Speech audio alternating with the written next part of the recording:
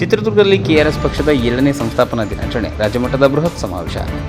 ಕರ್ನಾಟಕ ರಾಷ್ಟ್ರ ಸಮಿತಿ ಪಕ್ಷದ 7ನೇ ಸಂಸ್ಥಾಪನಾ ದಿನ ಹಾಗೂ ಬೃಹತ್ ರಾಜ್ಯಮಟ್ಟದ ಸಮಾವೇಶವು ಆಗಸ್ಟ್ 10ರಂದು ಚಿತ್ರದುರ್ಗದ ಮುರುಘರಾಜೇಂದ್ರ ಕ್ರೀಡಾಂಗಣದಲ್ಲಿ ನಡೆಯಲಿದೆ. ಸ್ವಚ್ಛ, ಪ್ರಾಮಾಣಿಕ ಹಾಗೂ ಜನಪರ ರಾಜಕಾರಣದ ಆಶಯದೊಂದಿಗೆ ಮುನ್ನಡೆಯುತ್ತಿರುವ ಕೆಆರ್ಎಸ್ ಪಕ್ಷವು ತನ್ನ 7 ವರ್ಷಗಳ ಹೋರಾಟದ ಪಯಣವನ್ನು ಸ್ಮರಿಸುವುದರ ಜೊತೆಗೆ ಮುಂಬರುವ ಚುನಾವಣೆಗಳಲ್ಲಿ ಪಕ್ಷವನ್ನು ಸದೃಢಗೊಳಿಸುವ ನಿಟ್ಟಿನಲ್ಲಿ ಈ ಸಮಾವೇಶವನ್ನು ಆಯೋಜಿಸಿದೆ. ಈ ಸಮಾವೇಶಕ್ಕೆ ಪಕ್ಷದ ಸಂಸ್ಥಾಪಕರಾದ ಹಾಗೂ ಗೌರವಾಧ್ಯಕ್ಷ ರವಿ ಕೃಷ್ಣಾರೆಡ್ಡಿ ಅವರು ಮುಖ್ಯ ಅತಿಥಿಗಳಾಗಿ ಭಾಗವಹಿಸಿದ್ದು, ರಾಜ್ಯದ ಎಲ್ಲ ಭಾಗಗಳಿಂದ ಪಕ್ಷದ ಸದಸ್ಯರು, ಪದಾಧಿಕಾರಿಗಳು, ಬೆಂಬಲಿಗರು ಈ ಸಮಾವೇಶದಲ್ಲಿ ಭಾಗವಹಿಸಲಿದ್ದಾರೆ.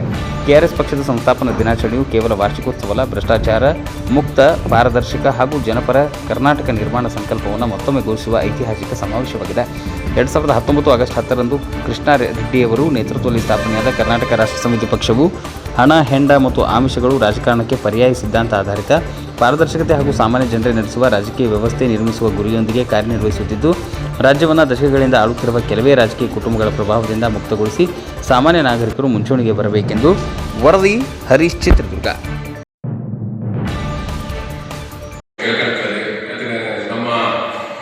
ಸೋಮವಾರ ದಿವಸ ನಮ್ಮ 7ನೇ ವರ್ಷದ ಕೆಆರ್ಎಸ್ ಸಂಸ್ಥಾಪಕ ದಿನಾಚರಣೆಯನ್ನು ಆಚರಿಸ್ತಾ ಇದ್ದೀವಿ.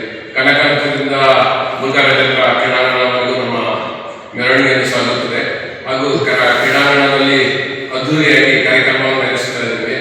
ಅದಕ್ಕೋಸ್ಕರ ಸಾರ್ವಜನಿಕರು, ಕೋಟೆನಾಡಿನ ನಮ್ಮ ಎಲ್ಲ ಸಾರ್ವಜನಿಕರು ಈ ಕಾರ್ಯಕ್ರಮಕ್ಕೆ ಬಂದು ಈ ಕಾರ್ಯಕ್ರಮವನ್ನು ಯಶಸ್ವಿಗೊಳಿಸಬೇಕಂತೇಳಿ ನಮ್ಮ ಕೋಟೆನಾಡಿನ ಎಲ್ಲ ಜನಗಳಿಗೆ ಕೇಳ್ತಾ ಇದ್ದೀನಿ.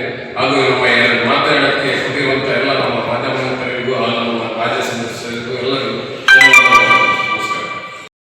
ಕಾರ್ಯಕ್ರಮ ಪಕ್ಷ ಉದಯವಾಯಿತು. ಶ್ರೀಯುತ ರವಿ ಕೃಷ್ಣಾರೆಡ್ಡಿ ಅವರ ನೇತೃತ್ವದಲ್ಲಿ ಸ್ಥಾಪನೆಯಾದಂಥ ಪಕ್ಷ 7 ವರ್ಷ, ಈ ಸೋಮವಾರ 7 ವರ್ಷ ತುಂಬು 8ನೇ ವರ್ಷ ಕಾಲಿಟ್ಟಿದೆ. ಈ ಸಂಸ್ಥಾಪನಾ ದಿನಾಚರಣೆ SR ಹಿರೇಮಠ ಅವರು, ಸ್ವಾತಂತ್ರ್ಯ ಹೋರಾಟಗಾರರಾದ ದೊರೆಸ್ವಾಮಿ ಅವರು ಹಾಗೂ ಹೈಕೋರ್ಟ್, ಸುಪ್ರೀಂ ಕೋರ್ಟ್ನ ಅಡ್ವೊಕೇಟ್ ಆದಂಥ ಧನಂಜಿ ಅವರು ಈ ಸಮ್ಮುಖದಲ್ಲಿ ಇದು ಭ್ರಷ್ಟಾಚಾರ ವಿರುದ್ಧ ಹೋರಾಟ ಮಾಡುವಂತಿಲ್ಲ. ಆ ಸಂದರ್ಭದಲ್ಲಿ 2019ರಲ್ಲಿ ಉದಯ ಆಯಿತು. 7ನೇ ವರ್ಷ ಕಾರ್ಯಕ್ರಮ ಚಿತ್ರದುರ್ಗದಲ್ಲಿ ಮಾಡ್ತಾ ಇದ್ದೀವಿ. ಹೀಗೆ ನಮ್ಮ ಗೌರವಾಧ್ಯಕ್ಷರಾದಂಥ ಕೃಷ್ಣಾರೆಡ್ಡಿ ಅವರು, ಇಡೀ ಮತ್ತು ಚಿತ್ರದುರ್ಗ ಜಿಲ್ಲಾ ಉಸ್ತುವಾರಿ ಆಗಿರುವಂಥ ಮಂಜುನಾಥ್ ಅವರು ರಾಜ್ಯ ಉಪಾಧ್ಯಕ್ಷರು ಹಾಗೂ ನಮ್ಮ ಎಲ್ಲ ರಾಜ್ಯದ ಕಾರ್ಯಕಾರಿ ಸಮಿತಿ ಸದಸ್ಯರು ಹಾಗೂ ಎಲ್ಲ 31 ಜಿಲ್ಲೆಯ ನಮ್ಮ ಪಕ್ಷದ ಸೈನಿಕರು ಈ ಚಿತ್ರದುರ್ಗಕ್ಕೆ ಬರ್ತಾ ಇದ್ದಾರೆ. ದಯವಿಟ್ಟು ಚಿತ್ರದುರ್ಗ ಜಿಲ್ಲೆಯ ಜನತೆ, ಆ ಪ್ರಗತಿಪರ ಸಂಘಟನೆಗಳು ಪ್ರತಿಯೊಬ್ಬರು ಈ ಹೋರಾಟಕ್ಕೆ ಮತ್ತು ಈ ಸಂಸ್ಥಾಪನಾ ದಿನಾಚರಣೆ ಬರಬೇಕು. ಕೆಆರ್ಎಸ್ ಪಕ್ಷ ಏನು ಹೋರಾಟ ಮಾಡ್ತಾ ಇದೆ ಅಂತ ನಿಮಗೆಲ್ಲ ಗೊತ್ತಿದೆ. ಏಕೆಂದರೆ ಇವತ್ತು ಯಾವುದೇ ಸರ್ಕಾರಿ ಕಚೇರಿಗಳು ಭ್ರಷ್ಟಾಚಾರ, ಅನ್ಯಾಯ, ಅಕ್ರಮಗಳ ವಿಚಾರಗಳು, ಯಾವುದೇ ರೀತಿ ಬಡವರು ರೈತ ಹೋಗಿ ಒಂದು ದೇಶ, ಒಂದು ಗ್ರಾಮ ಪಂಚಾಯತಿಗೆ ಒಂದು ಇಶ್ಯೂಟ್ ಮಾಡಿಸ್ಕೊಳಕ್ಕಾಗ್ತಾ ಇಲ್ಲ, ಒಂದು ಭೌತಿಕತೆ ಮಾಡಿಸ್ಕೊಳಕ್ಕಾಗ್ತಾ ಇಲ್ಲ, ಒಂದು ಎಲ್ಲೋದ್ರೂ ದಬ್ಬಾಳಿಕೆಗಳು, ರಾಜಕೀಯ ದುಡ್ಡಿರು ಹಣ ಬರೋರಿಗೆ ದಬ್ಬಾಳಿಕೆ ಬಡವರಿಗೆ ಆಗ್ತಾ ಇದೆ. ಅದು ಇವತ್ತು ಶೋಷಿತರಿಗೆ ಕೆಆರ್ಎಸ್ ಪಕ್ಷ ಧ್ವನಿ ಆಗ್ತಾ ಇದೆ. ಅದೇ ರೀತಿ ಇವತ್ತು ನಮ್ಮ ಪಕ್ಷಕ್ಕೆ 120,000 ರೂಪಾಯಿ ಕೊಟ್ಟು ಕಮ್ಮಿ ಅಂದರೆ 67,000 ಜನ ಸದಸ್ಯತ್ವ ತಗೊಂಡಿದ್ದಾರೆ. ಇನ್ನೂ ಹೆಚ್ಚಿನ ಸಂಖ್ಯೆಯಲ್ಲಿ ಇವತ್ತು ಬರಬೇಕು ಅಂತೇಳಿ ಸಂದರ್ಭದಲ್ಲಿ ಕೇಳ್ಕೊತಾ ಇದ್ದೀವಿ. ದಯವಿಟ್ಟು ಮಾಧ್ಯಮ ಇದೆಲ್ಲ ಸ್ವಲ್ಪ ಪ್ರಚಾರ ಮಾಡಿ, ಮಾಧ್ಯಮದಲ್ಲಿ ತಾವುಗಳು ಸುದ ಪ್ರತಿಯೊಬ್ಬರು ಈ ಸಭೆಗೆ ಬರಬೇಕು ಅಂತೇಳಿ ಕೇಳ್ಕೊತಾ ಇದ್ದೀವಿ. ಎಲ್ಲರಿಗೂ ನಮಸ್ಕಾರ. ಯಾವುದೇ ಇಲಾಖೆಯಲ್ಲಿ 42 ಇಲಾಖೆಗಳು ಸಹ ಇಲಾಖೆಗಳಲ್ಲಿ ಎಲ್ಲ ಹುದ್ದೆಗಳು ಖಾಲಿ ಇದೆ. ನಂತರ ಅಲ್ಲಿ ಇರ್ತಕ್ಕಂಥ ಕೆಲವೇ ಸಿಬ್ಬಂದಿಗಳಿಂದ ಒತ್ತಡ ಜಾಸ್ತಿ, ಕೆಲಸಗಳು ಆಗ್ತಾ ಇಲ್ಲ, ಕೆಲಸ ವಿಳಂಬ ಜೊತೆಗೆ ಭ್ರಷ್ಟಾಚಾರ, ಲಂಚ ಹೋಗ್ತಾರೆ. ಕೆಲಸ ವಿಳಂಬ ಜೊತೆಗೆ ಭ್ರಷ್ಟಾಚಾರ ಮತ್ತು ಲಂಚ ಹೋಗ್ತಾರೆ ಕಡಿಮೆ ಆಗ್ತಾ ಇಲ್ಲ, ಅದನ್ನು ಹೆಚ್ಚಾಗ್ತಾ ಇದೆ. ಇವೆಲ್ಲವೂ ಸಹ ಒಂದು ರೀತಿಯ ಚೈನಿನಲ್ಲಿ ನಡೀತಾ ಇದೆ. ಇವರು ಗಮನ ಇಟ್ಟುಕೊಂಡು ಸರ್ಕಾರವನ್ನು ನಡೆಸಲು ಒಂದು ರೀತಿಯಲ್ಲಿ ವಿಫಲವಾಗಿವೆ. ಆನಂತರ ಯುವಕರು ಸಹ ನಾನು ಈ ಮೂಲಕ ನಿಮಗೆ ಕರೆ ಕೊಡ್ತಾ ಇದ್ದೀವಿ. ಕರ್ನಾಟಕ ಸಮಿತಿ ಪಕ್ಷವು ಸಹ ನಿಮಗೆ ಸ್ವಾಗತಿಸ್ತಾ ಇದ್ದೀವಿ. ದಯವಿಟ್ಟು ಬನ್ನಿ. ಈ ಒಂದು ಕೆಟ್ಟ ವ್ಯವಸ್ಥೆ ಒಳಗಡೆ ಸರಿಪಡಿಸಬೇಕಂದ್ರೆ ನಾವು ಯುವಕರನ್ನು ಮುಂದಾಗಬೇಕು. ಇಲ್ಲಾಂದ್ರೆ ಇದು ವ್ಯವಸ್ಥೆ ಬದಲಾಗೋದಿಲ್ಲ. ನಮ್ಮ ಹಕ್ಕನ್ನು ನಾವು ಪಡ್ಕೋಬೇಕು ಅಂದ್ರೆ ನಾವೆಲ್ಲರೂ ಒಗ್ಗಟ್ಟಾಗಬೇಕಾಗುತ್ತೆ. ಇಂತಹ ವಿಚಾರಗಳು ಇವೆಲ್ಲ ಜೊತೆಯಾಗಿ ನಿಂತ್ಕೊಂಡಾಗ ನಮಗೆ ಈ ಭಾಗದಲ್ಲಿ, ನಮ್ಮ ಚಿತ್ರದುರ್ಗದ ಭಾಗದಲ್ಲಿ ಸಾಕಷ್ಟು ಸಮಸ್ಯೆಗಳು ಇಲ್ಲ ಅಂತ ಹೇಳಿಲ್ಲ. ಚಿತ್ರದುರ್ಗ ಜಿಲ್ಲೆಯ 6 ತಾಲೂಕಿನಲ್ಲಿ ಒಂದು ರೀತಿ ಸಾಕಷ್ಟು ಸಮಸ್ಯೆಗಳಿದೆ. ಒಂದು ರೀತಿಯಲ್ಲಿ ಮಳೆ ಕೊರತೆ, ಬರಪೀಡಿತ ಪ್ರದೇಶಗಳು, ಒಂದು ಕಡೆ ಕುಡಿಯುವ ಸಮಸ್ಯೆಗಳು, ಇನ್ನೊಂದು ಕಡೆಗೆ ಏನು ಈ ಕೆಲಸಗಳು ಮಾಡಿಸ್ಬೇಕು ಲಂಚ ಹೋಗ್ತಾರೆ. ಇವ್ಯಾವುದು ಕಡಿಮೆ ಆಗ್ತಿಲ್ಲ. ಇದರಲ್ಲಿ ಭ್ರಷ್ಟಾಚಾರಗಳು ಈಗ ಸಾಕಷ್ಟು ಬೇರೆ ಬೇರೆ ತಾಲೂಕಿನಲ್ಲೆಲ್ಲ ಸುದ್ದಿ ಪೇಪರ್ ಮಧ್ಯದಲ್ಲಿ ಸಾಕಷ್ಟು ಪಾಪ ಮಾಧ್ಯಮದವರು ನಾವು ರಿಕ್ವೆಸ್ಟ್ ಮೇರೆಗೆ ನೀವು ಮನವಿ ಮಾಡಿದ ಮೇರೆಗೆ ನೀವು ಸುದ್ದಿ ಮಾಡಿದ್ರಿ.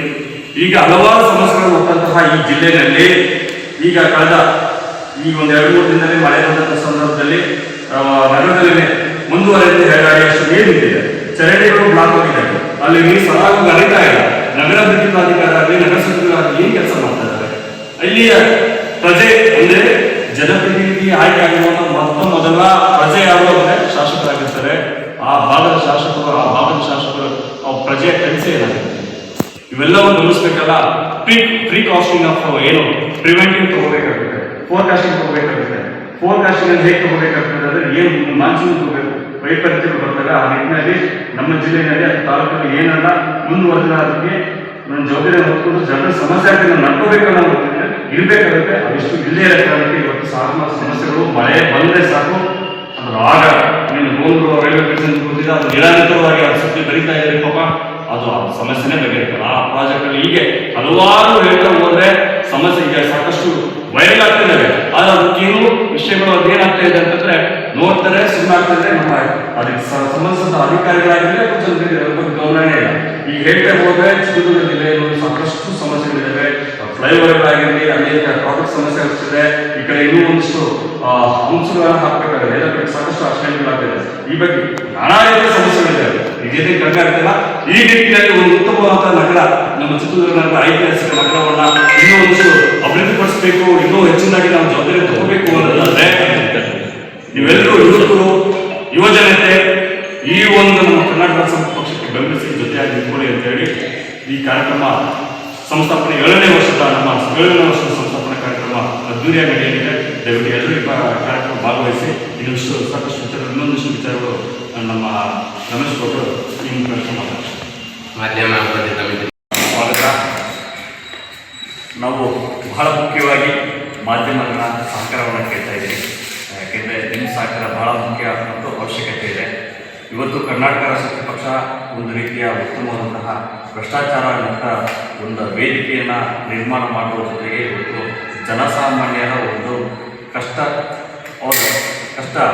ಏನು ಅವರಿಗೆ ಜನಸಾಮಾನ್ಯರ ಒಂದು ಕಷ್ಟಗಳಿಗೆ ಒಂದು ಸ್ಪಂದಿಸುವಂತಹ ಒಂದು ಏಕೈಕ ಇವತ್ತು ಪ್ರಾದೇಶಿಕ ಪಕ್ಷವಾಗಿ ಎಮ್ಮರವಾಗಿ ಬೆಳೀತಾ ಇದೆ. ಹಾಗಾಗಿ ನಿಮ್ಮೆಲ್ಲರ ಸಹಕಾರ ಮುಖ್ಯವಾಗಿದೆ.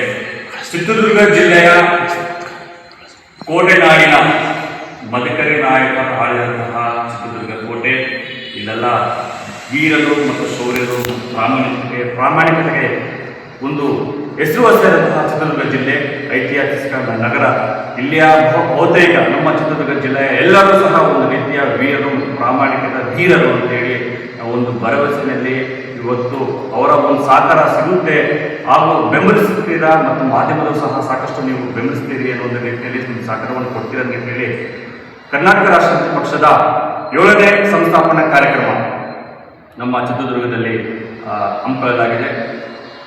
ದಿನಾಂಕ 10/8/2026 ಸೋಮವಾರ, ಅಂದರೆ ಈ ಬರುವಂತಹ ಸೋಮವಾರದಿಂದ ಸ್ಥಳ ಬಂದ್ಬಿಟ್ಟು ಜಗದ್ಗುರು ಶ್ರೀ ಜಗದೇವ ಮುರುಘರಾಜೇಂದ್ರ ಕ್ರೀಡಾಂಗಣ ಚಿತ್ರದುರ್ಗದಲ್ಲಿ ನಡೆಯುತ್ತೆ. ಅದು ಒಂದು ವೇಳೆ ಆ ಸಂದರ್ಭದಲ್ಲಿ ಮಳೆ ಬರುವಂಥ ಸಂದರ್ಭದಲ್ಲಿ ಏನಾದರೂ ಸಮಸ್ಯೆಗಳಾದಲ್ಲಿ ಪಕ್ಕದಲ್ಲಿ ಅದರ ಎದುರುಗಡೆ ಇರುವಂತಹ ಬಂಜಾರ ಭವನದಲ್ಲಿ ಕಾರ್ಯಕ್ರಮವನ್ನು ಸಹ ಅಲ್ಲಿ ಮಾಡ್ತೇವೆ ಅಂತ ಈ ಮೂಲಕ ನಮ್ಮೆಲ್ಲ ಅಭಿಮಾನಿಗಳು ಮತ್ತು ಹಿತೈಷಿಗಳು ಎಲ್ಲರಿಗೂ ಸಹ ನಾವು ಈ ಬಗ್ಗೆ ಗಮನವನ್ನು ಹರಿಸ್ತಾ ಇದ್ವಿ. ಈ ಕಾರ್ಯಕ್ರಮ ಮೆರವಣಿಗೆ ಕಾರ್ಯಕ್ರಮ ಮತ್ತು ಒಂದು ಅದ್ದೂರಿಯಾದಂಥ ಮೆರವಣಿಗೆ ಕಾರ್ಯಕ್ರಮ ಇರುತ್ತೆ.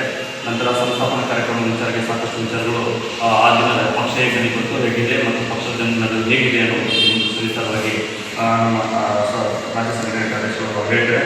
ನಮ್ಮದು ಇವತ್ತು ಈ ಮೆರವಣಿಗೆ ಕಾರ್ಯಕ್ರಮ ಕನಕ ಸರ್ಕಲ್, ಅಂದರೆ ಕನಕ ಸರ್ಕಲ್ನಿಂದ ನಂತರ ಅದೇ ಒಳಗೆ ರಸ್ತೆ ಮುಖ್ಯ ರಸ್ತೆಯಿಂದ ಗಾಂಧಿ ಸರ್ಕಲ್ ಮುಖಾಂತರ ಮುರುಘರಾಜೇಂದ್ರ ಕ್ರೀಡಾಂಗಣವರೆಗೂ ಸಹ ಒಂದು ಅದ್ದೂರಿಯಾದಂಥ ಮೆರವಣಿಗೆ ಇರುತ್ತೆ.